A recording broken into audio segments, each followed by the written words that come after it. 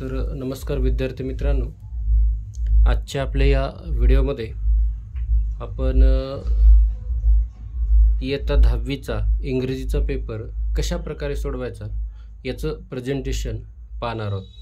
तर हा जो पेपर मी आज तुमच्यासमोर सादर करणार आहे तो मागच्या वर्षीचा म्हणजे 23-24चा बोर्डाचा पेपर आहे आणि तो आदर्श प्रकारे कशा प्रकारे सॉल्व करायचा प्रेझेंटेशन आपलं, कारण आपल्या मार्किंग स्कीममध्ये सर्वात महत्त्वाची भूमिका असते ती आपल्या प्रेझेंटेशनची।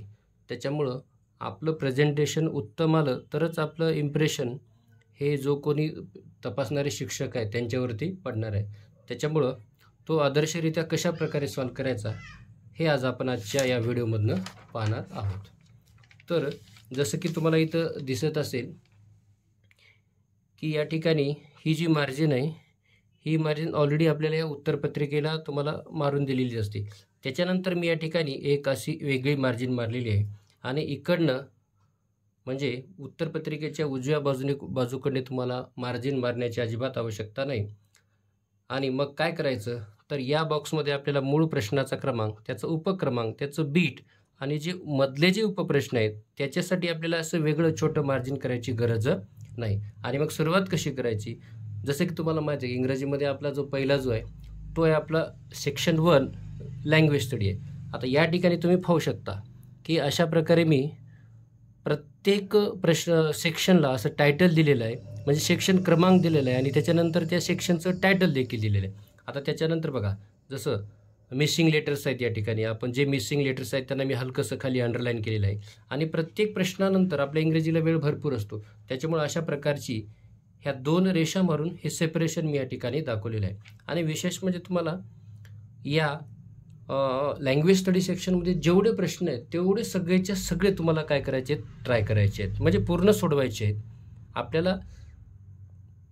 आपल्याला जर तुम्हाला जर लँग्वेज स्टडीमध्ये 10 पैकी 10 गुण हवे असतील तर हे सगळेच्या सगळे प्रश्न सोडवणं आवश्यक आहे। तर इथं सांगितल्याप्रमाणे कसल्याही प्रकारचा कोणताही प्रश्न तुम्हाला लिहायचा गरज नाही। मूळ प्रश्न, त्याच्यानंतर हा प्रश्नाचा क्रमांक आणि उपप्रश्न क्रमांक आणि अशा प्रकारे 1 2 3 4 हा प्रश्न संपला। त्याच्यामध्ये ह्या मधल्या लाईनला मी दोन ओळीची म्हणजे सेपरेशन केलेल्या ठिकाणी हा अल्फाबेटिकल ऑर्डर, पंक्च्युएशन आणि ह्या आपल्याला मोठ्या शब्दापासून छोटे शब्द तयार करा। आणि हेच तयार करताना सुद्धा हे शब्द तुम्ही असे एकाखाली एक आले, सलग एका ओळीमध्ये न करता अशा प्रकारे हे सलग एकाखाली एक आले पाहिजे, ते पण क्रमांक टाकून ओळ्या दुसऱ्या याच्याकडे। तर याच्यामध्ये तुम्ही पाहू शकता की हा जो तिसरा प्रश्न आहे हा शब्द मोठ्या शब्दापासून छोटे शब्द तयार करायचं।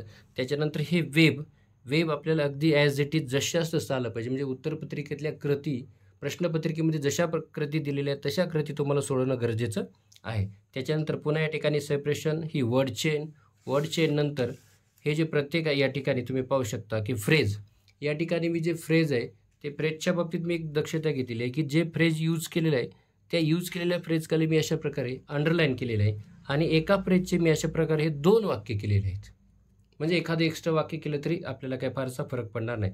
त्याच्या जो पुढचा प्रश्न आहे हा एक मिनिंगफुल क्लॉज जोडायचा, या क्लॉजचे देखील मी 2 प्रश्न केलेले आहेत आणि जो क्लॉज आपण ॲड केलेला आहे त्या ठिकाणी आपण त्या क्लॉजला काय केलेलं आहे या ठिकाणी अंडरलाईन केलेलं आहे। हा जो वर्ड फॉर्मेशनमध्ये आपल्याला एक अपेक्षित असते, पण 1-2 केलं, एक जास्तीचे केले तरी फारसा आपल्याला काही फरक पडणार नाही। उलट आपला एखाद्या वेळेस जर स्पेलिंग मिस्टेक असेल तर तो त्याच्यामध्ये चुकला तर आपल्याला त्याच्यामध्ये आपले चुकीचे मार्क्स भरून निघू शकतात। त्याच्यानंतर हा वर्ड फॉर्मेशनचा आणि त्याच्यानंतर हा लँग्वेज स्टडीमधला जो शेवटचा प्रश्न आहे त्या शेवटच्या प्रश्नामध्ये आपल्याला काय करायचं आहे की वर दिलेले 2 शब्द आपल्याला आपल्या वाक्यामध्ये यूज करायचे, म्हणजे आपलं स्वतःचं वाक्य, आणि स्वतःचं वाक्य यूज केल्यानंतर या प्रश्नाला देखील या शब्दाला देखील आपल्याला काय करायचं आहे अशा प्रकारे अंडरलाईन करायचे आणि वाक्यामध्ये वापर करताना शब्दाची जात बदलली नाही पाहिजे याचा मात्र आपण पुरेपूर म्हणजे दक्षता घेतली पाहिजे। तुम्ही या ठिकाणी पाहू शकता की इकडनं कसल्याही प्रकारची मार्जिन नाही आणि इकडे फक्त आपण मूळ उत्तरपत्रिकेची मार्जिन सोडून ही एकच मार्जिन एक्स्ट्रा मारलेली आहे। पुढं बघा, पुढचा जाऊया आपण आता सेक्शन 2ला, जो सेक्शन 2 आहे आणि याचं टायटल आहे टेक्स्टुअल पॅसेजेस। याच्यामध्ये आपल्याला 2 पॅसेजेस असणार आहेत 10 गुणांसाठी. त्याच्यानंतर बघा ही नवीन पद्धत, म्हणजे अशा प्रकारे जर तुम्ही प्रश्नाला टायटल दिलं, आता या ठिकाणी काय झालं आहे, मूळ सूचना होती की say whether the following statements are true or false. मग मी हा मूळ पूर्ण प्रश्न न लिहिता या ठिकाणी काय केलेलं आहे, फक्त ट्रू आणि फॉल्स, ट्रू ऑर फॉल्स अशा प्रकारे हे टायटल दिलेलं आहे. आणि वाक्य न लिहिता फक्त ट्रू ट्रू फॉल्स फॉल्स जी काही उत्तर आहे ती उत्तर तुम्हाला लिहिणं अपेक्षित आहे. पुन्हा या ठिकाणी सेपरेशन, हे जे वेब दिलेलं आहे तुम्हाला, वेब हे जशाच तसं तुम्हाला ड्रॉ करणं अपेक्षित आहे. कारण ही ॲक्टिव्हिटी सीट आहे, त्यामुळे ॲक्टिव्हिटी सीटमध्ये तुम्हाला ह्या कृती जशाच तशा काढणं आवश्यक आहे. त्याच्यानंतर पुढं आता इथे तुम्ही पाहू शकता या लँग्वेज स्टडी सेक्शनमध्ये हा प्रश्न या ठिकाणी संपला आणि मग मी ह्या ठिकाणी ही जागा काय केली सोडून देऊन नवीन प्रश्न नवीन पेजवरती मी सुरुवात केलेला आहे. त्याच्यानंतर पुन्हा पुढच्या प्रश्नाकडे मॅच द फॉलोइंगला सुद्धा हा बॉक्स व्यवस्थित ड्रॉ केलेला आहे. समोरासमोर याच्या जोड्या लावलेल्या आहेत. अशा प्रकारे रेषा न मारता त्या समोरासमोर मारायच्या. A4ला टायटल दिलेलं आहे डू ॲज डिरेक्टेड. A5ला सुद्धा तुम्ही प्रत्येक ठिकाणी पर्सनल रिस्पॉन्स असं टायटल देऊ शकता. पुढं क्वेश्चन पुढचा क्वेश्चन 1B, त्याच्यानंतर क्वेश्चन 1 हा बी मधला हा B1 who said to whom, याच्यासाठी देखील आपण घाईमध्ये टेबल आपल्याकडून तसाच राहून जातो, त्याच्यामुळे तो टेबल काढायला विसरायचं नाही. B2 complete the following web. B3 describing words. अशा प्रकारचे टायटल तुम्ही परीक्षेमध्ये तुमच्या उत्तरपत्रिकेमध्ये देऊ शकता. पूर्ण प्रश्नसुद्धा लिहिण्याची आवश्यकता नाही. त्याच्यानंतर तुम्ही आणखीन एक गोष्ट कटाक्षाने पाहू शकता की बऱ्याच मुलांना सवय असते की या ठिकाणी प्रश्नाचा क्रमांक लिहायचा, समोर बाण द्यायचा, पुढं क्वेश्चन मार्क देऊन त्याचं उत्तर खाली लिहित बसायचं. अशा प्रकारची पद्धत पूर्णपणे चुकीची आहे. त्यामुळे अशा प्रकारचे प्रश्न पूर्णपणे तुम्ही काय करायचं, टाळायचं. या ठिकाणी बघा हा आपला describing words, do as directed हा ग्रामरचा क्वेश्चन्स आणि हा पर्सनल रिस्पॉन्स. त्याच्यानंतर हा या ठिकाणी संपलं. आपण सेक्शन आपलं काय झालं, पुढचं सेक्शन आलं. पुढचं सेक्शन कोणतं आहे, सेक्शन आता पहिलं लँग्वेज स्टडीचं, दुसरं टेक्स्च्युअल पॅसेज आणि तिसरं जे आहे हे पोएट्रीचं आहे. हा सेक्शन नंबर दिला आहे, सेक्शन नंबर 3, आणि हे सेक्शनचं टायटल पोएट्री. पोएट्रीमध्ये काय या ठिकाणी कम्प्लीट, वेब आणि हे रायमिंग वर्ड्स. या ठिकाणी एका पेजवरती बसले, हे पेज काय केलं आपण, लिव्ह केलं. त्याच्यानंतर याच क्वेश्चनच्या दुसऱ्या प्रश्नाकडे वळू, बी जे आहे ॲप्रिशिएशन ऑफ द पोएम. आता ॲप्रिशिएशन हा प्रश्न आपल्याला ॲक्च्युली 5 गुणांसाठी आहे. त्याच्यामुळं आपण काय करू, या ठिकाणी हे टायटल, ऑथर, राईम स्कीम आणि figure of speech. Figure of speech या ठिकाणी मी 1, 2, 3 लिहिलेले आहेत. 3 फिगर ऑफ स्पीच लिहिलेले आहेत. पण तुम्हाला काय करायचं, या ठिकाणी एका फिगर ऑफ स्पीचचं तुम्ही एक्सप्लेन केलं तरी चालेल आणि बाकीचे जे 1-2 फिगर ऑफ स्पीच जर पोएम असतील तर तुम्ही त्यांचं नुसतं नाव देखील लिहू शकता. पण या ठिकाणी सुद्धा अशा प्रकारे ह्या रेषांवरून मी सेपरेशन केलेलं आहे, या पॉईंट्समध्ये सेपरेशन केलेलं आहे. तुम्ही पाहू शकता थीम, सेंट्रल आयडिया कशा प्रकारे. पुन्हा हा प्रश्न या ठिकाणी संपला आणि इकडनं सुद्धा शक्यतोवर आपण मार्जिन करेक्टली येऊ द्यायचा प्रयत्न करायचा, पण रेष मात्र मारायची नाही. पुढचा प्रश्न पाहू शकता तुम्ही, सेक्शन बदललं, सेक्शन नंबर 4 आहे या ठिकाणी, सेक्शन 4. आणि सेक्शन 4चं टायटल काय आपलं, नॉन टेक्स्च्युअल पॅसेजेस. याच्यामध्ये आपल्याला 2 प्रश्न असणार आहेत, एक पॅसेज असणार आहे आणि दुसऱ्या बीमध्ये आपल्याला त्याची समरी या ठिकाणी लिहायची.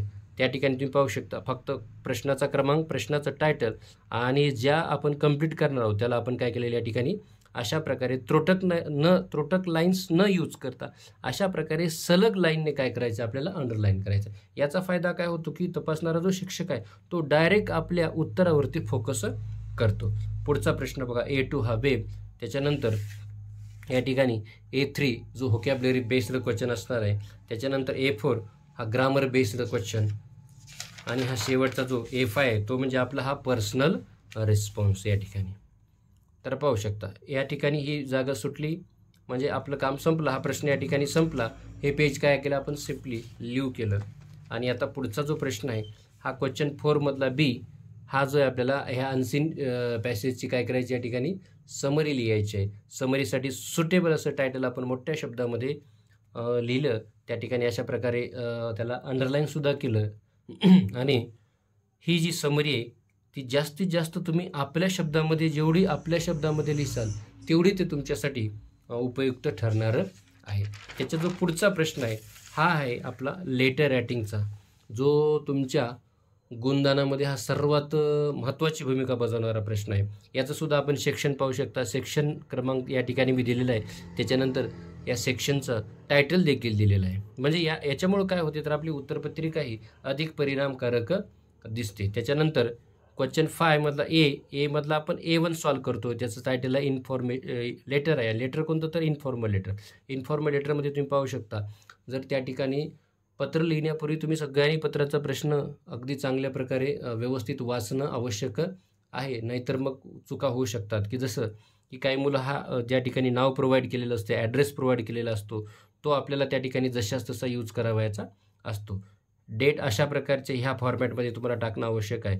त्याच्यानंतर हे लेटर तुम्ही 3 सुटेबल अशा पॅरेग्राफमध्ये करू शकता. म्हणजे ही बिगिनिंग, हा मिडल आणि हा एंड, आणि हे शेवटी तुम्ही पाहू शकता की ही सुरुवात आहे, हा मध्य आहे, आणि पुढं जे आहे हा आपली ही एंडिंग आहे. आणि एंडिंगला सुद्धा अशा प्रकारे with love, your loving friend वगैरे जे काही पत्राला अनुसरून तुम्हाला पत्राचा शेवट करायचे. शेवट झाल्यानंतर अशा प्रकारे पुन्हा मार्जिन मारून त्याचं या प्रश्नाचं आपल्याला सेपरेशन दाखवायचं आहे.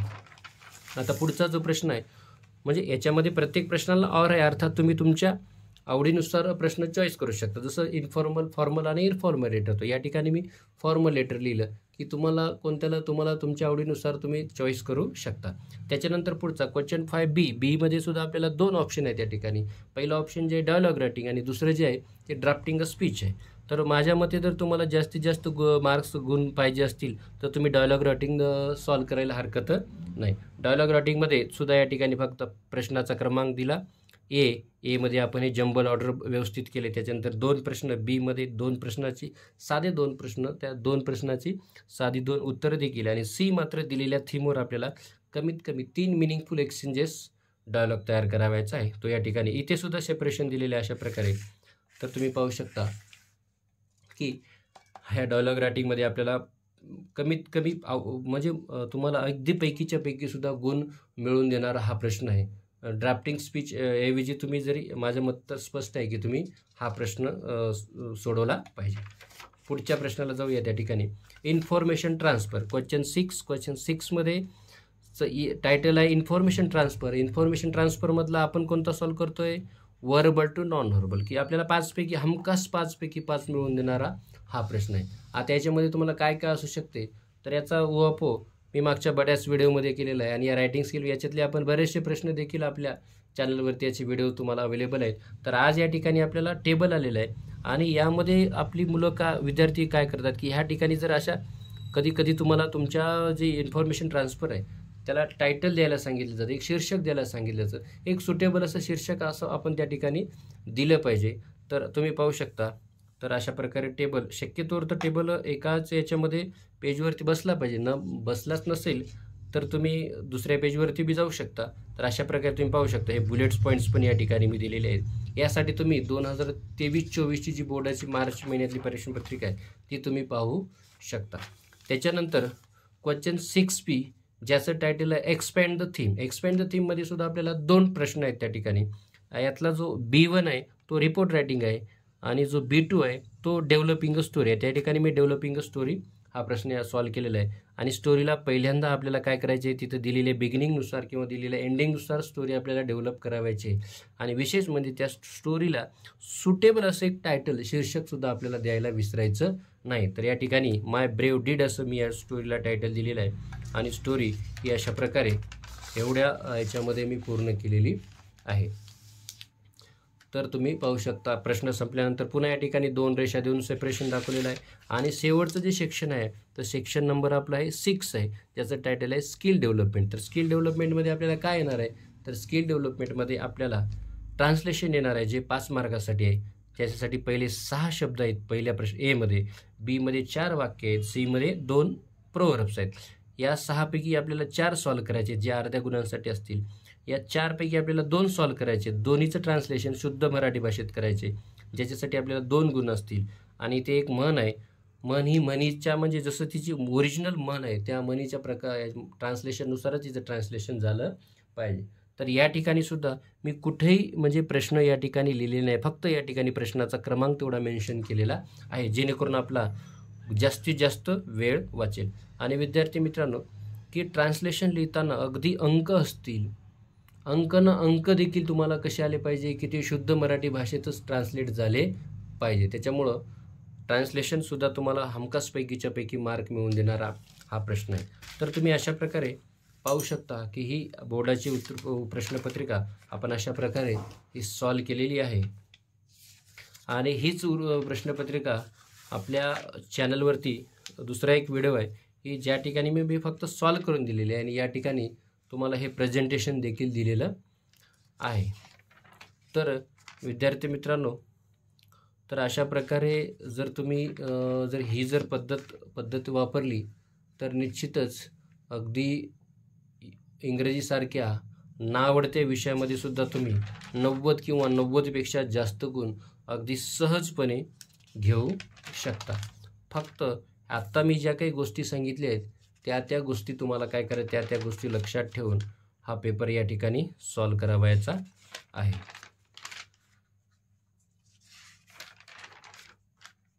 मार्जिनच्या बाबतीत विशेष काळजी प्रत्येकाने घेणं गरजेचं आहे. हँडरायटिंग वगैरे कॅपिटल स्मॉल्स सगळ्या गोष्टी तुम्हाला व्यवस्थित सॉल्व केल्या म्हणजे पेपर लिहिताना त्याची दक्षता बाळगणं देखील तेवढंच महत्त्वाचं आहे. तर तुम्ही पाहू शकता लँग्वेज स्टडीमध्ये सुद्धा सर्वच्या सर्व प्रश्न सॉल्व करा, एकही प्रश्न सोडू देऊ नका. तर अशा प्रकारे हे झालं आपल्या पेपरचं प्रेझेंटेशन. मला आशा आहे की हे तुम्हाला प्रेझेंटेशन आवडलं असेल तर कृपया तुमच्या इतर मित्रांसोबत हा व्हिडिओ शेअर करायला विसरू नका. धन्यवाद.